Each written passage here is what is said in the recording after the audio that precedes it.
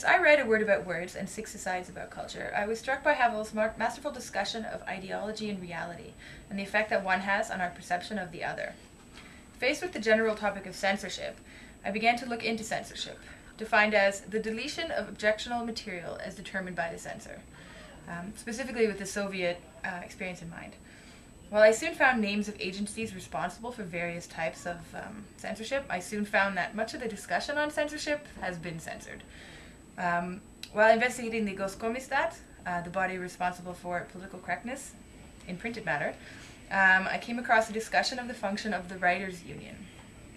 Since the union was such an important part of Master and Margarita, I thought it was important to give you some idea of the structure of the union, and more importantly, its function with regards to the creation and perpetuation of ideology, and perhaps reality if you follow Havel's train of thought.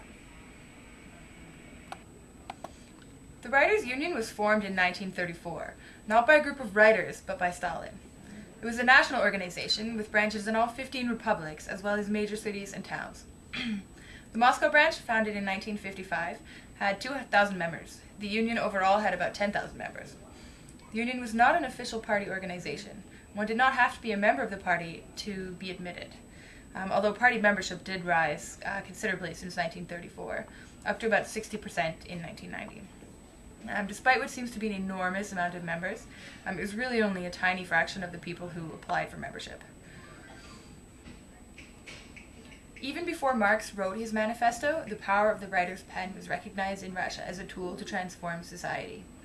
In this vein, from the beginning, the Soviet states set out not to simply censor writers, but to harness them to the Marxist cause and put their talents to good use. It was a unique experiment, an effort to serve as both patron and muse of the arts. As an example of state subsidy and mobilization of creative writers, it has no parallel in history.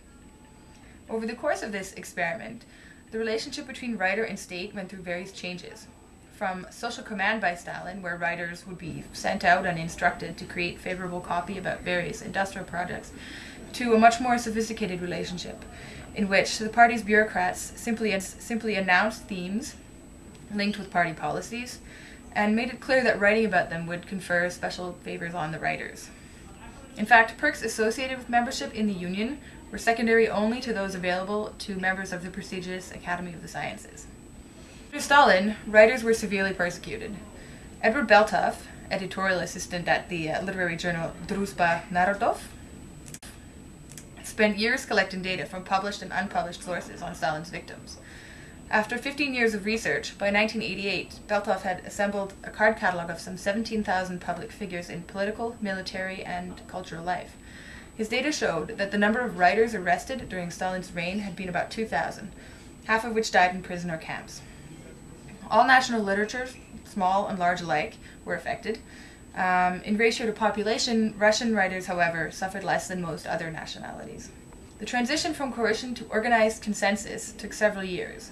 Not until the late 1960s did the party reveal its decision to rely on the Writers' Union as one of the main agencies to which it would try to create Brezhnev's new society.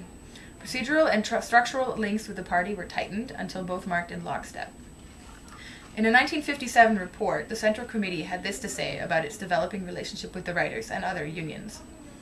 Our creative unions, the unions of writers, artists, composers, and others, have achieved a high level of ideological and political maturity. They are able to find a principled party solution even for the most complex ideological and political problems. The union employed a system of rewards and repercussions to keep writers in check. The Secretariat had powerful weapons of persuasion, denial, or promise thereof, of the right to publish, or the right to continue as a writer or receive membership benefits. This writer who failed to meet responsibilities would be identified by watchdogs for expressing too independent a spirit, and would be reasoned with by his colleagues. This would be supplemented by private meetings in which the Secretariat would reprimand writers reluctant to meet their responsibilities, to such an extent as to later be accused in one instance of harassing the writer Boris Balter into an early grave. Literary crimes fall under anti-Soviet activities, which are prohibited under Section 1 of Article 70 of the Criminal Code of the Russian Republic, which essentially allowed the state to sue for slander and defamation of character as an individual might. The only difference being it wasn't a civil court, it was a criminal court. provisions pretty vague, allow for significant flexibility in interpretation. So any writer's work could pretty much be cause for charges. A writer really only became subject to punishment if he tried to sidestep the guidance system, either by sending his works abroad to be published or publishing himself. If manuscript had been published in the regular manner, then the author was off the hook. The publisher would then be at fault.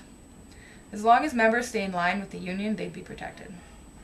By the 1970s, writers expelled from the union were sometimes expelled from the country, at which point it was felt they could safely be ignored, since vast editions of officially approved books continued to be printed every year. What was misleading about these reassuring statistics is that they didn't show that millions of copies of approved books remained unsold on state bookstore shelves, the Soviet reader having become more sophisticated, preferring Russian classical literature, works suppressed by the state, and Western works of any kind to the socialist realist literature that was being churned out. The union is still in existence as far as I know, and is likely still powerful, but after the introduction of glasnost and the fall of the USSR, things will undoubtedly have changed